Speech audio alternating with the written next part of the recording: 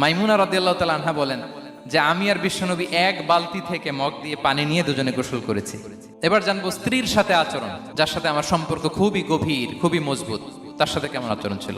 সিরাতে অনেক কথা এসেছে, আমাদের সময় নেই, সংক্ষেপে বলি। স্ত্রীদের তিনি আগে সালাম দিতেন, মসজিদ থেকে ঘরে পৌঁছে দিতেন, ঘরের কাজে সহযোগিতা করতেন, ওঠে ওঠার সময় হেল্প করতেন, মাঝে মাঝে স্ত্রীদের পরামর্শও নিতেন। আপনারা এগুলো করেন তো?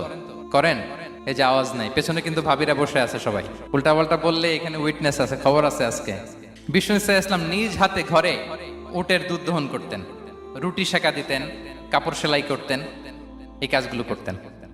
এবং আম্মা জান আয়েশা রাদিয়াল্লাহু তাআলা আনহাকে এত ভালোবাসতেন, তিনি বলেন আমি গোশত খেয়ে ওইটার হাড্ডিটা রেখে দিলে বিশ্বনবী আমার খাওয়া হাড্ডিটা নিয়ে আবার চুষতে শুরু করতেন। আমি গ্লাসের যেখান দিয়ে পানি খেতাম, পেয়ালার খুঁজে খুঁজে বিশ্বনবী ওই জায়গায় ঠোঁট লাগিয়ে পানি খেতেন।